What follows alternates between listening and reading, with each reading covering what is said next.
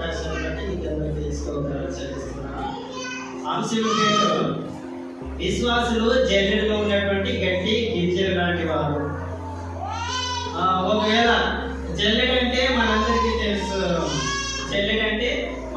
తెలుసు, అసలు జల్లెడని కూడా రకరకాల జల్లెడలు ఉన్నాయి.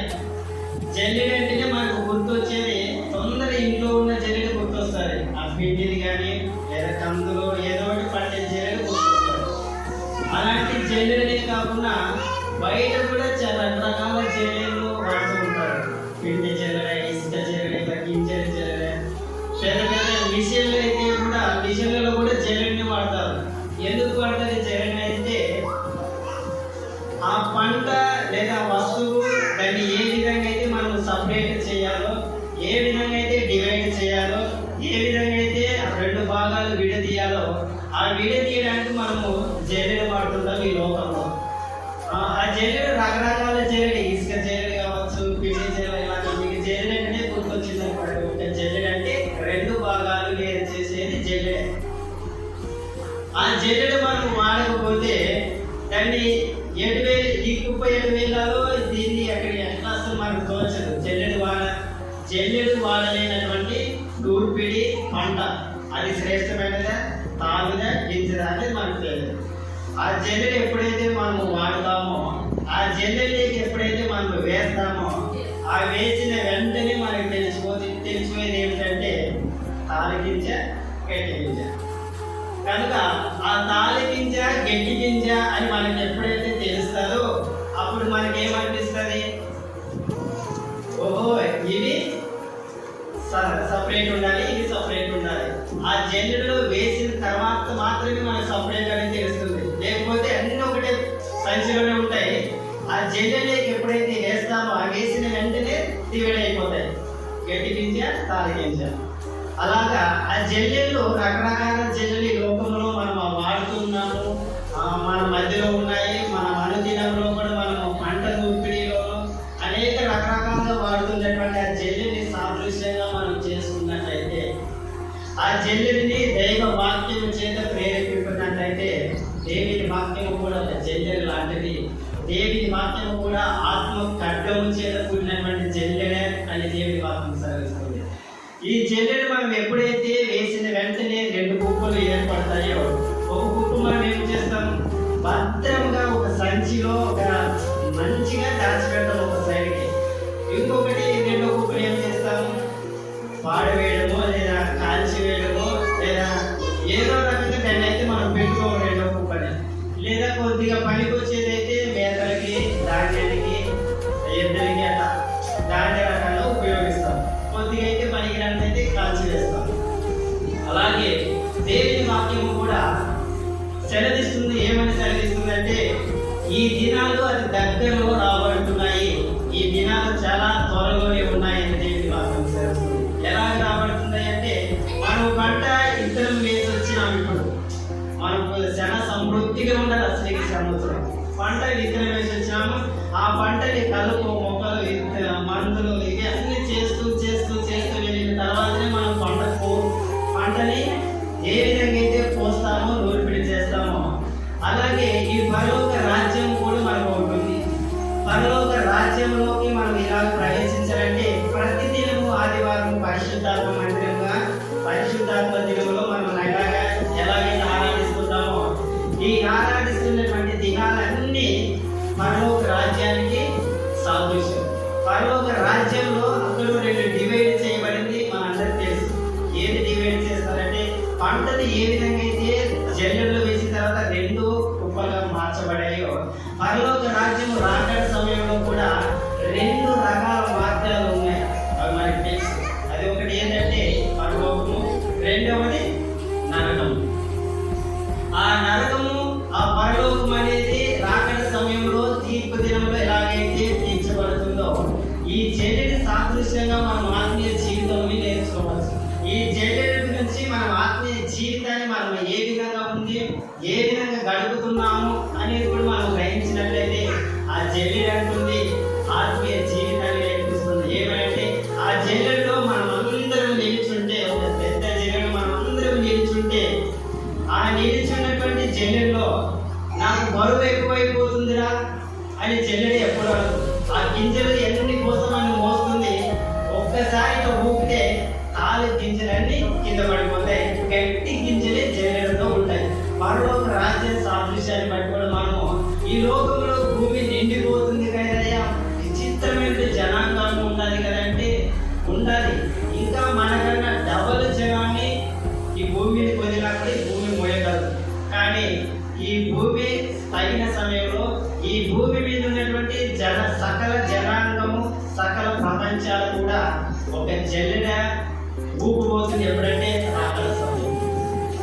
ఆ రాకడ సమయంలో ఒక్కసారి రాకడ సమయం వచ్చినప్పుడు, ఆ రాకడ సమయంలో మనం కూడా ఉన్నప్పుడు మనం గ్రహించలేము, ఊహించలేము ఆ స్థితిలో. ఎందుకంటే మనము పరలోకానికి సాదృశ్యంగా గట్టి గింజలుగా ఉన్నామా, లేదా నరకానికి తాలు గింజలుగా మనం జైలులో నుంచి కిందికి పడిపోయామా అనేది కూడా మనం అప్పుడు ఎరుగం.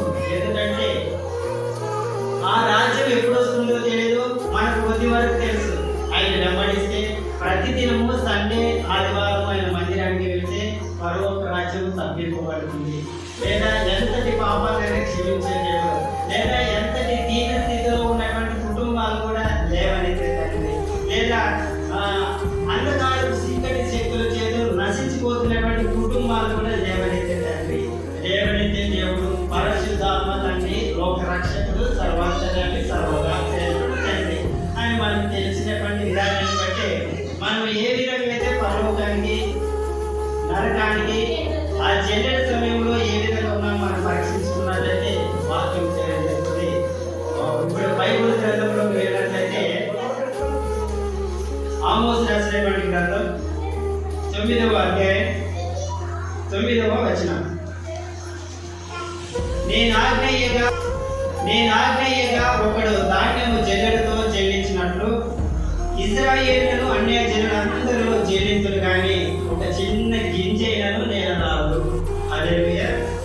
మరొకసారి చదువుతాను వినండి.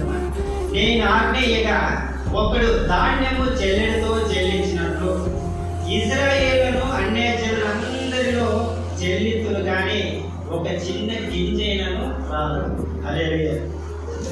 ఈ సన్నివేశం ఏమిటంటే ఈ బైబిల్లోనే జల్లెడు వారినటువంటి దేవుడు మరి మన ఆత్మీయ జీవితం కూడా జల్లెడు సాదృశ్యంగా చేసుకోవాలని దేవుడు ఆత్మీయుతుంది.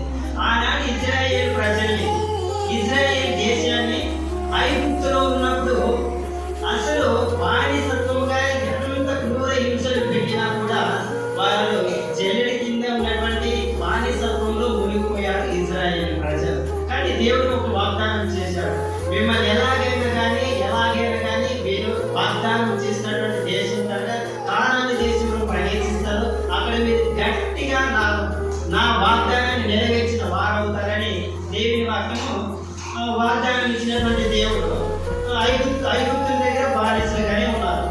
ఐగుప్తు నుండి వచ్చి ఎక్కడ చేరుకున్నారంటే ఒక గట్టి ఆత్మీయ సైనికులుగా, బలమైన ఆత్మీయ రాజ్యముగా, జల్లెడలో నిలబడే గట్టి సైన్యంగా ఇప్పటి వరకు నిలుచున్నారు.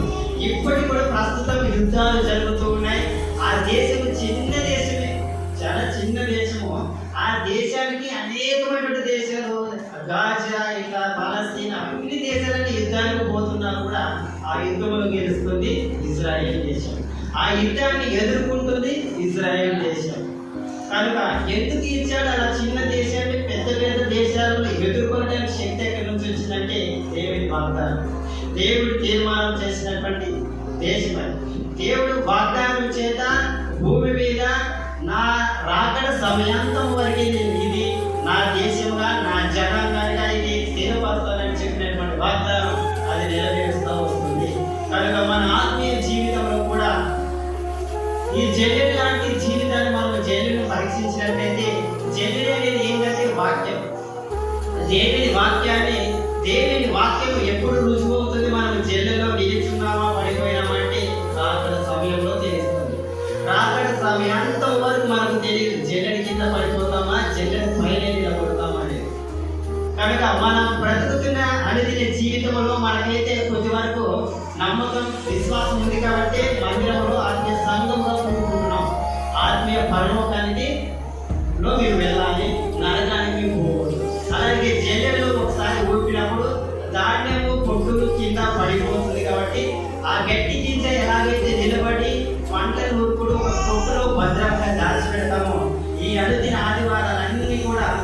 భద్రంగా పరలోకానికి మనం అందరినీ దాచిపెట్టడం కొరికే మనం అనుసరించడానికి కావాల్సినటువంటి జ్ఞానం ఆయన ఇచ్చాడు.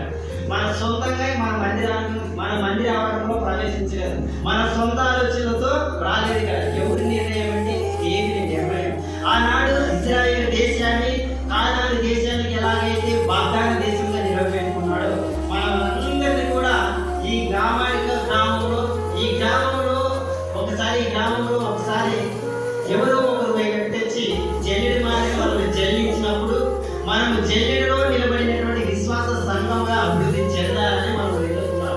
ఆ జల్లెడి కింద పడిపోతూ ఉంటాం మనం అప్పుడప్పుడు, మన బలహీనతను బట్టి, మన ఆత్మీయ జీవితాన్ని బట్టి, లేదా దేవుడు ఏం చేశాడు, ఏం చేయలేదనే అనాలోచన చేతను అవిశ్వాసం చేత మనము జల్లెడి కింద పడిపోయే వారిగా అప్పుడప్పుడు మన ఆత్మ ప్రేరేపింపబడుతుంది.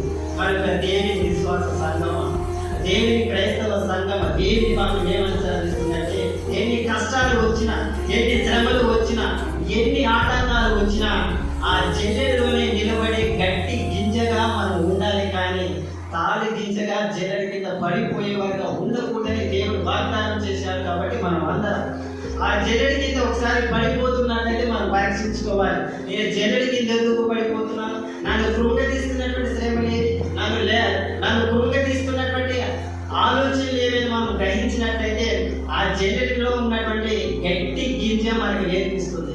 ఆ జల్లెడిలో నిలబడినటువంటి గట్టి గింజ మనకు సాదృశ్యం. కనుక ఆ గట్టి గింజగా మనం నిలుచుండాలి. ఆ గట్టి గింజగా మనం ఎప్పుడైతే నిలుచున్నామో, అలాంటి ఆత్మీయ జీవితాన్ని మనం ఎలాగైతే కలిగి ఉన్నామో, అప్పుడు మనకు పరలోక రాజ్యం వద్దన్న సమీపించబడుతుంది. అక్కడ మనం సంతోషంగా పరలోకానికి వెళ్ళే వారిగా ఉంటారు అని కూడా దేవుని వాక్యం చేరుతుంది. ఎందుకు పరలోకానికి గట్టి గింజ కంటే మరి గట్టి గింజలే కదా మనం సంచిలో కూరుకోబెడతాం, మరి తాళి గింజలే కదా ఎప్పుడు పనికి రాని గింజలుగా పాడేస్తాం లేదా కాల్చి వేస్తాం. కనుక దేవుని వాక్యం సరిస్తుంది. కనుక మనం ఆ తాళి గింజలా కాకుండా గట్టి గింజలా మన బ్రతుకు దినములన్నిట గట్టి గింజగా ఉండాలి.